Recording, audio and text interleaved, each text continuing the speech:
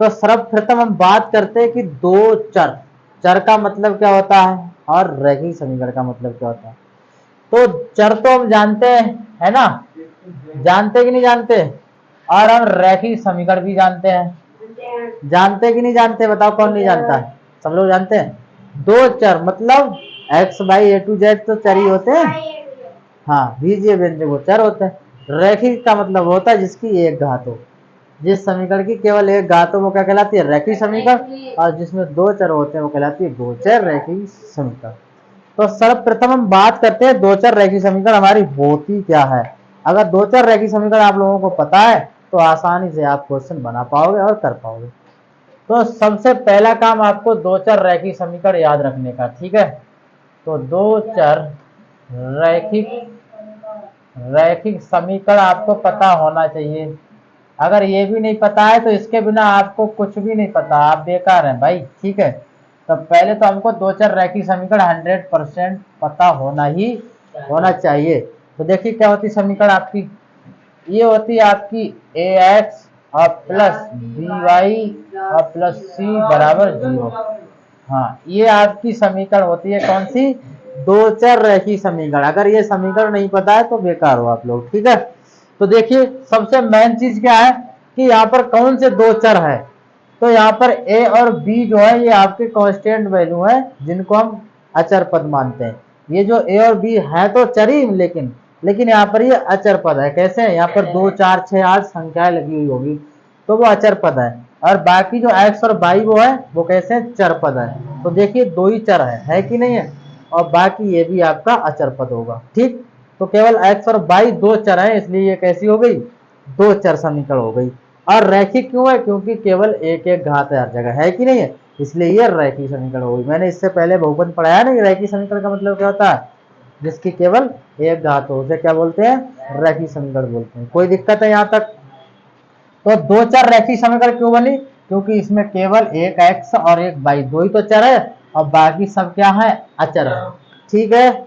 चलिए, और रैखिक का मतलब जिस पर एक घात है, यही कारण है। चलिए, तो उसके बाद में आपको इसमें कुछ इंपॉर्टेंट फार्मूले पता होंगे, तभी आप क्वेश्चन को बना पाओगे, आगे नहीं बनाओगे। तो मैं कुछ बढ़िया बढ़िया सूत्र लिखवा देता हूं आपको। तो पहला आपका सूत्र देखिए क्या होता है, यहाँ पर कुछ रेखा के युग्म बनेंगे, ठीक है। तो वो क्या क्या होने वाले हैं। तो पहला आपको रखना है, यदि a1 बटे a2 b1 बटे b2 बराबर c1 बटे c2, इस तरीके कुछ अनुपात भी याद रखना है। अगर आपकी रेखा इस तरीके से है, मान लीजिए ये दो है, दो कंडीशन है, ठीक है। अगर a1 बटे b1 और a1 बटे a2 b1 बटे b2 कैसे नहीं है, बराबर नहीं है, ये मैंने बराबर का काट दिया तो इसका मतलब ये दोनों बराबर नहीं है। और जब ये दोनों बराबर ना हो तो ऐसी स्थिति में आपकी जो रेखा होंगी वो कैसी होंगी, प्रतिच्छेद करती होंगी। मतलब क्या करेंगी, प्रतिच्छेदी होंगी। कैसी होंगी, प्रतिच्छेदी होंगी। कहने का मतलब ये जो रेखा है वो एक दूसरे को छेद रही होगी, काट रही होगी, ठीक है। तो इस स्थिति में प्रतिच्छेदी रेखा होगी। दूसरा चीज क्या है कि यहाँ पर केवल एक ही हल होगा। कैसा होगा, केवल एक हल होगा। आगे पूछेंगे, केवल एक हल होगा, ठीक है। ये कंडीशनें आपको याद रखनी है। ऐसी स्थिति में केवल एक हल होगा और रेखाएं कैसी होंगी, अगर ऐसी कंडीशन बनती है, आपकी सवाल करवाएंगे तो मजा आएगा करने में, ठीक है। सूत्र समझो, यदि a1 बटे a2 बराबर नहीं है b1 बटे b2 के, तो रेखा कैसी होंगी, प्रतिच्छेदी होंगी और केवल एक हल होगा। मैंने ये क्वेश्चन आपके वैसे किताब से करवा चुके हैं, है कि नहीं, लेकिन सूत्र फिर से लिखवाएंगे। उसके बाद में दूसरी कंडीशन कौन सी है, a1 बटे कौन सी है, a2 बराबर है b1 बटे b2 बराबर नहीं है, यानी कि ये दोनों बराबर नहीं है। जब कंडीशन ऐसी होगी तब क्या होगा, ऐसी जब कंडीशन आ जाए तो आपकी कोई हल नहीं होगा। क्या नहीं होगा, कोई हल नहीं होगा, ठीक है। ऐसी स्थिति में याद रखना, कोई हल नहीं होगा, लेकिन रेखाएं कैसी होंगी, समांतर होंगी। कैसी होंगी, समांतर होंगी, ठीक है। देखो इसकी रेखा के चित्र भी बनाते चलते हैं, ये एक दूसरे को इस तरीके से छेदेंगी, ठीक है। सही है कि नहीं, ये रेखा एक दूसरे को कैसी होंगी, प्रतिच्छेद कर रही होंगी, काट रही होंगी कहीं ना कहीं। और ये रेखाएं जो है वो इस तरीके से एक दूसरे की समान दूरी पर होंगी, ऐसी होंगी, ठीक है कि नहीं भाई, एक दूसरे की समान दूरी पर होंगी। अब हम बात करें कौन सा तीसरी कंडीशन में क्या होगा, A1 बटे अगर हो A2 और B1 बटे अगर हो B2 और बराबर C1 बटे हो C2, तो ऐसी कंडीशन में क्या होंगे, अनंत हल होंगे, है ना, यानी कि अनंत हल होंगे, मतलब अनेक हल होंगे, अनेक हल, ठीक है, अनंत हल होंगे। और दूसरी क्या होगी रेखा, कैसी होगी, संपाती होगी, वेरी गुड, संपाती होगी। अब संपाती रेखा का मतलब क्या होता है, एक दूसरे के ऊपर होगी, कैसी होगी, मतलब ये रेखा है, एक तो है ही और दूसरी भी इसी ऊपर होगी, समझ गए, संपाती का मतलब एक दूसरे के ऊपर ही होती है, वो कहलाती है संपाती रेखा। समझ गए पूरी बात को, कोई दिक्कत यहाँ तक। तो ये 3 कंडीशन आपको पता रखना है, दूसरी 2 चर रेखीय समीकरण पता रखनी है। हाँ, तो इसके अलावा है तो और भी कंडीशन, तो जो है इनसे मजा आ जाएगा, ठीक है, यहाँ तक किसी कोई दिक्कत, नो दिक्कत, सही है, आगे बढ़े फिर। अच्छा ये बताइए रेखा इनमें से संगत कब होगी और असंगत कब होगी, कोई बताएगा, कौन सी कंडीशन ऐसी होगी कि रेखा जब संगत होगी और असंगत होगी, इनमें से कोई ऐसी कंडीशन बताइए जब ये रेखा संगत होगी असंगत होगी। संपाती वगैरह की तो मैंने लिखवा दी तुम लोगों को, बताओ कौन बताएगा संगत और असंगत, बताइए, संगत और असंगत नहीं पता, चलिए देखो ध्यान से, जब आपकी ये कंडीशन होगी, यहाँ पर एक कंडीशन और याद रखना, ये इसमें कोई हल नहीं होगा तो वही होगा नहीं, समांतर तो होगी। दूसरी चीज क्या है, ऐसी कंडीशन में आपको यहाँ पर लिख दे रहा हूं, ठीक है, ऐसी कंडीशन में आपको याद रखना है कि ये जो रेखाएं हैं वो संगत नहीं होंगी, कैसी होंगी, असंगत होंगी, कैसी होंगी, असंगत होंगी, ये बड़ी इंपॉर्टेंट बात है, संगत और असंगत पूछने को आ रहा है, अगर ऐसी कंडीशन बन जाती है तो रेखाएं असंगत होंगी, ठीक है, और अगर ऐसी कंडीशन बन जाती है तो इस कंडीशन में रेखा कैसी होंगी, संगत होंगी, ठीक है, ये भी आपकी इंपॉर्टेंट कंडीशन है, बाकी इसमें कुछ नहीं, संगत और संगत के लिए इससे पहचान लेंगे कौन सा क्या है, केवल एक हल है, कोई हल नहीं है, या अनंत हल होंगे तो ये पता लगा लेंगे, किसमें प्रतिच्छेदी होंगी, किसमें समांतर होंगी, किसमें संपाती होंगी, तो इससे पता लगा लेंगे, ठीक है कि नहीं। तो ये फार्मूले आपको याद हो जाएंगे। अब कैसे पता करें, क्या करें, वो हम आपको अभी 2-3 सवाल करवाते हैं। दूसरी चीज इसमें हम चैप्टर में जो पढ़ने वाले हैं, आपको क्या क्या पढ़ने वाले हैं, एक तो हम निकालेंगे केवल हल है कि नहीं है, समांतर या संपाती, संगत या असंगत वाली समीकरण पढ़ेंगे। उसके बाद में नंबर 1 हम पढ़ेंगे विलोपन विधि, कौन सी पढ़ेंगे, विलोपन विधि द्वारा समीकरण का हल पढ़ेंगे। और दूसरी कौन सी पढ़ेंगे, प्रतिस्थापन वाला भी पढ़ेंगे, है ना, प्रतिस्थापन विधि से समीकरण का हल। और क्या पढ़ेंगे इसमें, और क्या पढ़ने वाले हैं बताइए, और कौन कौन सा पढ़ने वाले हैं बताइए। तो एक होता है व्यापक रूप से हल करेंगे, कौन सा होता है, तीसरा व्यापक रूप। बस ये 3 विधियां हम आप इस चैप्टर में पढ़ेंगे, और इन तीनों विधियों को खत्म करने के बाद चैप्टर दी एंड करेंगे। और यहाँ से 1 या 2 क्वेश्चन बहुत इंपॉर्टेंट बनता ही बनता है, ठीक, कोई दिक्कत यहाँ तक, इसको हटा दें, चलिए ये हो गया हमारा कंप्लीट। उसके बाद में आपको जो है किस तरीके से पता करना है कि कब रेखाएं क्या होने वाली हैं, तो अब हम आपको एक विद प्रूफ करवाते चल रहे हैं, एक क्वेश्चन बढ़िया करके संगत और असंगत का पहचानने के लिए, ठीक।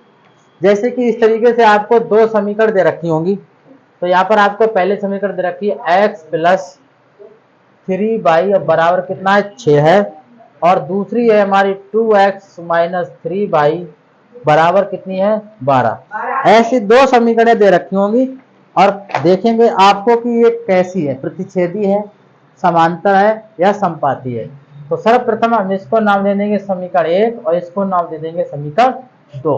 कोई दिक्कत यहाँ तक। सॉल्व करने के लिए सबसे पहले क्या करते हैं, समीकरण 1 से बात करेंगे, ठीक है, अभी ये पूछ रहा है कि बताइए अनेक हल है, एक हल है, या संपाती है, या समांतर या प्रतिच्छेदी है, ये सारी चीजें पूछ रहा है वो, ठीक है, सब चीजें एक ही साथ पूछ रहा है। इसमें क्या क्या पूछ रहा है, कितने हल है, संगत है असंगत है, समांती है या संपाती है, क्या है वो सब, प्रतिच्छेदी है कैसी, वो सब बताना है। ठीक है, तो इसमें तीनों निकल के आ जाएंगी। तो समीकरण 1 से बात करें तो समीकरण 1 को लिख लीजिए आपको 3y बराबर 6। तो पहली समीकरण ली है तो हम इसकी तुलना कराते हैं अपने दो चर वाले रैखिक समीकरण से। दो चर रैखिक समीकरण क्या है, a1x plus b1y plus c1 बराबर 0। अब a1 b1 c1 क्यों लिखा, क्योंकि हम पहली समीकरण ले रहे हैं। वैसे समीकरण तो ax plus by plus c बराबर 0 तो थी, तो इससे हम क्या कराए, तुलना कराने पर तुलना कराएंगे तो a1 की जगह कितना हो जाएगा, यहाँ पर कुछ भी नहीं होगा तो कितना होगा 1, b1 बराबर कितना हो जाएगा 3, और c1 बराबर यहाँ इधर जाके माइनस का हो जाएगा कि नहीं, तो माइनस का 6 आएगा। c तो इधर है ना, बराबर थोड़ी नहीं। ऐसे ही हम बात करें किससे, समीकरण 2 से, समीकरण 2 से बात करते हैं। समीकरण 2 ये हो जाएगी, ये तो है हर की। चलिए तो इसकी हम तुलना कराएंगे किससे, a2x और b2y प्लस c2 बराबर 0 से। आगे लिखने तुलना, क्या इसमें और इसमें कोई अंतर है, कोई अंतर नहीं वही है, लेकिन बस इतना अंतर है कि यहाँ 2 लगा दिया क्योंकि ये दूसरी समीकरण है ना, 2 लगा दिया, बाकी यहाँ 1 लगा दिया क्योंकि पहली समीकरण थी। चलिए अब हम बात करते हैं a2 बराबर यहाँ पर इसकी जगह पर 2 है और b की जगह माइनस का है तो -3, और इधर 12 जाएंगे तो -12। ये सभी मान आ गए के निकल के। अब मान निकलने के बाद अभी हमने आपको क्या बताया था, a1 बटे a2 बराबर b1 बटे b2 बराबर c1 बटे c2। ये सभी मान इसमें रख दो, कौन सी कंडीशन बन रही है तो ये बता देंगे घर के है कि नहीं। तो a1 का मान कितना है 1 है, और a2 का मान कितना है 2 है, यहां से रखा देंगे। b1 का मान कितना है 3, c1 का मान कितना -3 बराबर कितना -6 -6 बटे -12। अब देखो ये 3 से 3 कैंसिल हो गया है ना, -1 आ गया बराबर -6 दूनी 12। भाई ऐसी कंडीशन बन गई। ऐसी कंडीशन बनने पर आप क्या करेंगे बताइए, घर के यहाँ पर ये तो दोनों चीजें बराबर है ही नहीं। जब दोनों बराबर नहीं है तो क्या कह सकते हैं बताइए। मैंने तुमको कंडीशन लिखाई थी कि a1 बटे a2 बराबर b1 b2 b2 नहीं है, तब इसका मतलब क्या है, एक हल होगा। कैसा होगा, अगर ऐसी कंडीशन, अब देखिए ऐसी कंडीशन बन रही है, ये दोनों कहाँ बराबर है, ये दोनों कहाँ बराबर है, कहाँ बराबर है, ये देखो देखो ये दोनों कहाँ बराबर आए हैं कि जब बराबर नहीं है, ये दोनों बराबर नहीं है तो इसका मतलब क्या है, केवल एक हल होगा। अभी लिखाया था कि नहीं। तो जब ऐसी कंडीशन बनेगी तो क्या होगा इसका, बोलो भाई, केवल एक हल होगा। हाँ पहली क्या है, केवल एक हल होगा, केवल एक हल होगा। और दूसरा मैंने क्या बताया, रेखा कैसी होंगी, प्रतिच्छेदी होंगी। कैसी होंगी, मतलब प्रतिच्छेद करती होंगी। ये तो कंडीशन बताई थी मैंने, यहाँ तक कोई दिक्कत, संगत और असंगत। हाँ मैंने बताया नहीं, अभी तो लिखवा दिया पूरी कंडीशन। तो प्रतिच्छेदी होंगे, वो केवल एक हल होगा। अगर मान लीजिए आपका यहाँ पर बराबर हो जाता तो रेखा संगत भी असंगत भी बता देते हैं ना। तो ये पहली वाली कंडीशन बन गई, पहली वाली थी तो पहली की दो ही तो कंडीशनें थी, तो यही तो दो कंडीशनें होंगी कि नहीं। ओके बढ़े आगे, सही है। तो इस तरीके से ये निकाल लेंगे, सही। उसके बाद में नेक्स्ट हम दूसरी समीकरण लिखवाते हैं, सभी की अलग अलग टाइप की करवा देंगे, जिससे आपका सब कुछ डाटा कंप्लीट हो जाएगा। कोई दिक्कत है यहाँ तक। चलिए अगला क्वेश्चन देखिए क्या है आपका।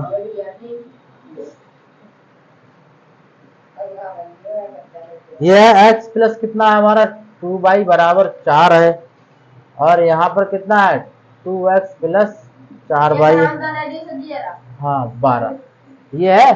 बाकी होमवर्क में सभी करने ही है, सही। तो इसको नाम दे दो कितना, समीकरण 1, और इसको नाम दे दो समीकरण 2।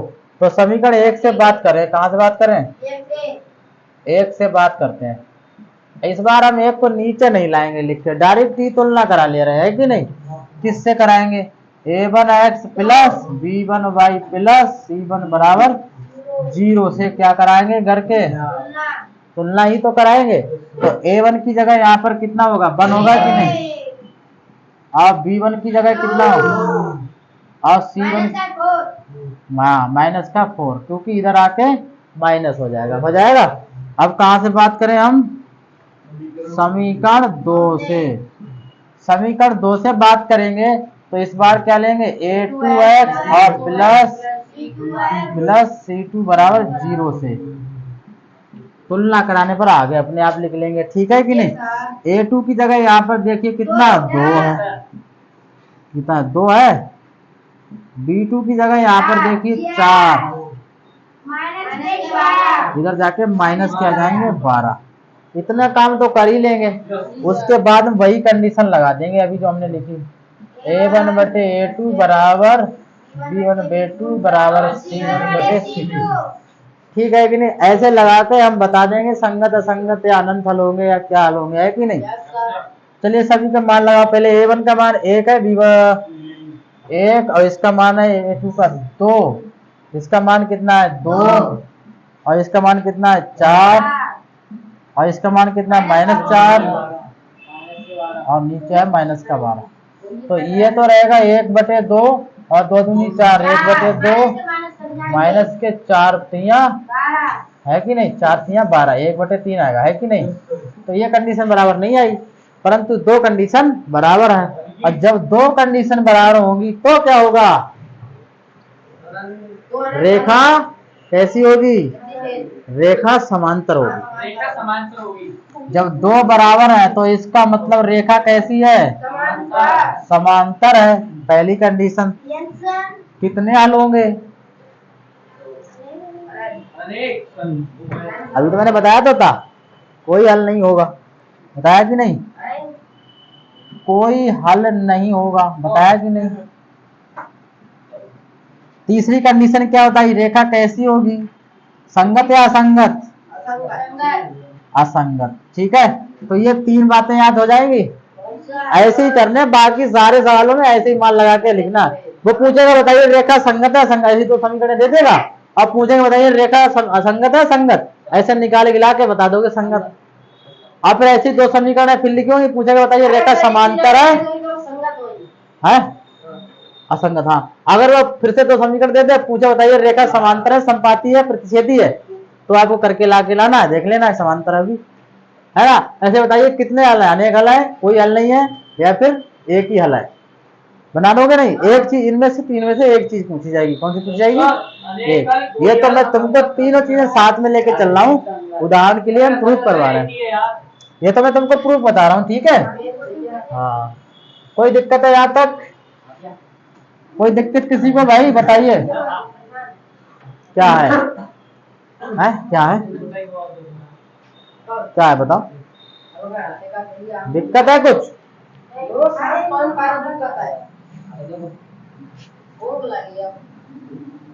तीसरा क्वेश्चन देखो कितना है, 3 और बराबर कितना है 9, यहाँ पर कितना है 6x प्लस बराबर कितना 18। इसमें भी आपकी हमें देखना है कि कैसी है कहानी।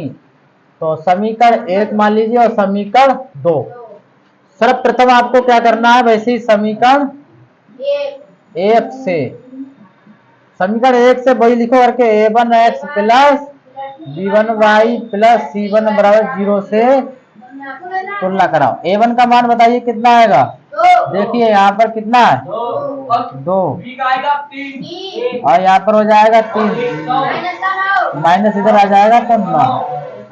चलिए समीकरण कहाँ से बात करेंगे, 2 से। अब अगर चाहो तो देख सकते हो, चलिए a2x प्लस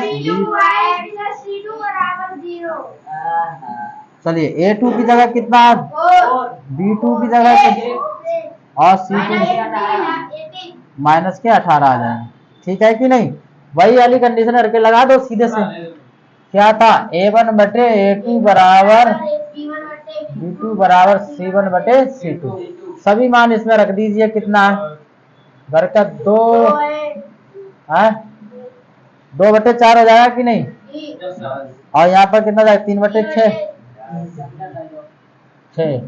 और यहाँ 9 कितना हो जाएगा? -9। देखो 2 दूनी कितना हो जाएगा? और 3 दूनी 6 और 9 दूनी बराबर आ गया कि नहीं? कैसे हल होंगे? अनेक हल होंगे। कैसी होगी? संपाती होंगी। और कैसी होंगी? संगत। तो समझ में आ गई पूरी बात? इस तरीके से कर सकते हो। तो ये तो हमने केवल फार्मूले लिखवाए और फार्मूलों को लिखवाने के बाद इन चीजों को उदाहरण तरीके दिखा दिए कि कैसी होती है। ठीक है, बाकी क्वेश्चन हम आपके कल स्टार्ट करते हैं। सही है?